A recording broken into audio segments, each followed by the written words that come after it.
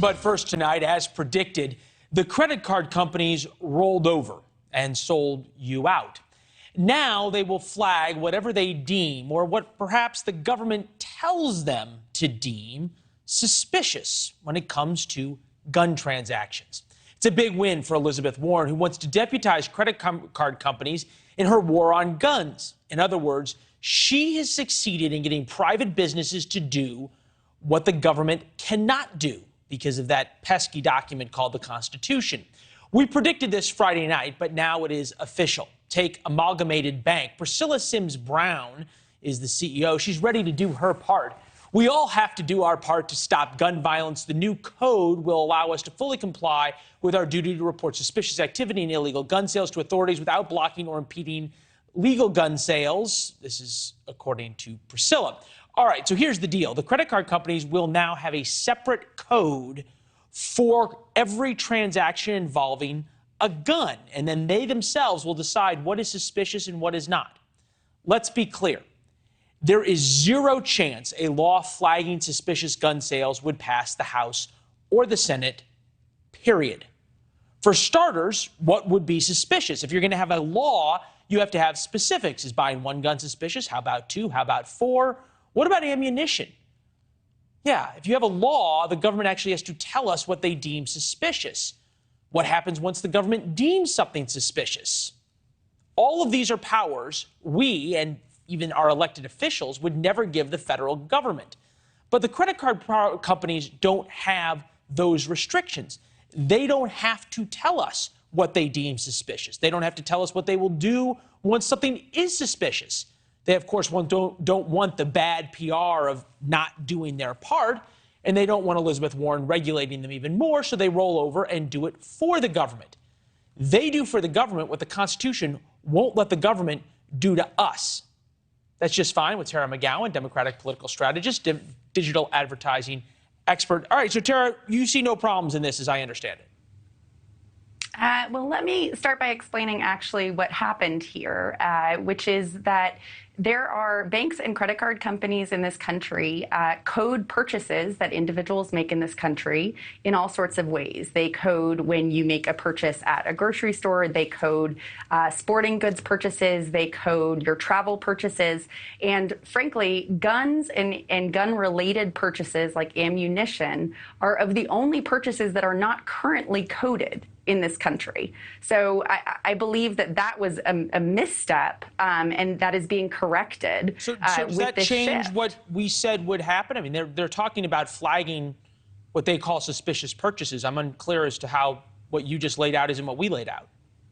Sure. So credit card companies and banks cannot legally track you as an individual in your purchases. What they can do is that they can code purchases, and then they can create algorithms in their software that flag suspicious activity. So, for instance, the individuals that carried out mass shootings in places like Aurora, Colorado, and San Bernardino, California,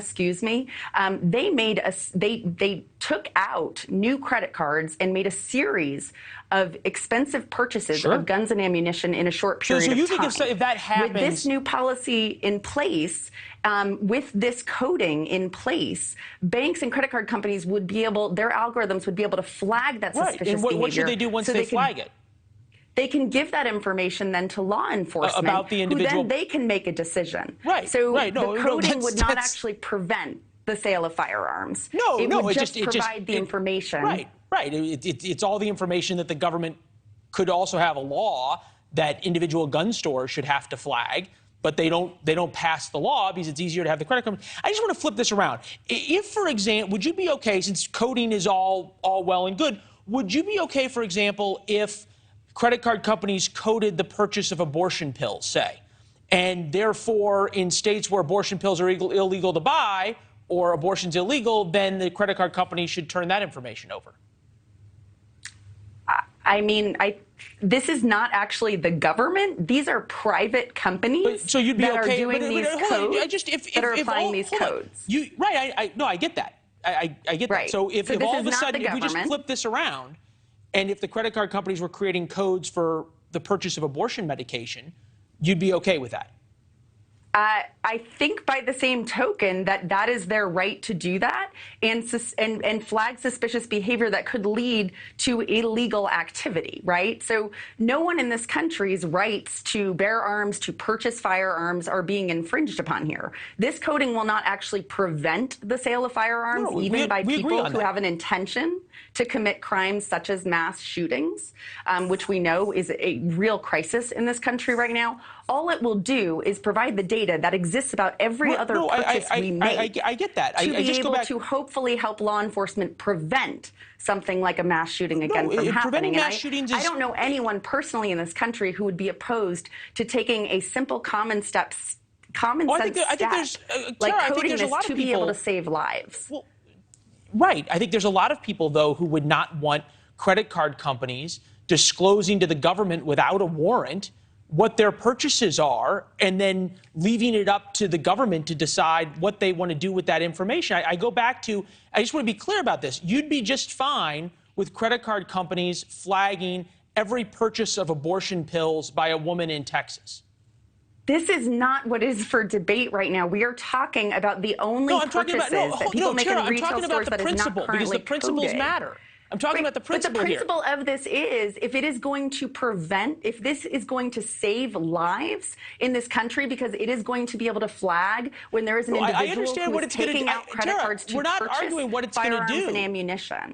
Right, but there are many people who would argue that preventing the sale of abortion pills is saving lives as well. And I just want to make sure the standard is the same. There is no one in this country that needs to worry about the infringement of their rights unless they are plotting to commit a crime or something of a mass shooting. If I go purchase a lot of firearms and I have no intention of committing a crime, and the credit card companies share that information with the government without my authorization, and then somehow the government feels as though they have the right to come talk to me, how's that not an infringement on my rights? These are private companies that get to choose. They have the freedom to choose exactly what they do with their data and the privacy terms they give you. So this is not government intervention. This is not political. This is massive corporations, American Express, Visa, MasterCard, where the vast majority of Americans make their purchases through, agreeing to add a code that was neglected to their merchant codes database that tags everything else that you purchase. I get to hear the neglected. I just want to go back to this idea, though. So you're okay with private companies doing whatever they want and turning whatever information over to the government that they choose to turn over on their own. Our individual rights don't matter. It's not a matter of whether or not I'm okay with it. That's just the law. They are a private company. They can make these decisions. And if they're doing it because they simply are correcting. I understand. Just humor me here. If these same companies, at the behest of Republican congressmen, were going to turn over the personal information of women who bought abortion pills online and with their credit cards, you wouldn't have a problem with that. If the abortion pills were illegal and that was their prerogative to track and turn that information over because it is showing illegal activity, then that is their prerogative. That's their decision to do that. So what we're talking about here, though, is something that could truly save lives and the lives of children in the country in a moment where right now we don't have the political will in this country to represent what is so supported by most Americans, which is common sense gun legislation. But hold on, if it's in this country, and while government is divided and unable to pass more consequential legislation, companies can take matters into their own hands and try to just identify more ways to be able to save lives in this country. It's not tracking. It's not an infringement on privacy. It's purely the ability to provide more information Tara, when there is suspicious activity that could save lives. I got it. Thank you very much. It was a good conversation. We appreciate it. You're a good advocate. We'll see you soon. Thanks for watching. Go to newsnationnow.com to find NewsNation on your television provider. And don't forget to subscribe. Click the red button to get more of NewsNation's fact-driven, unbiased coverage.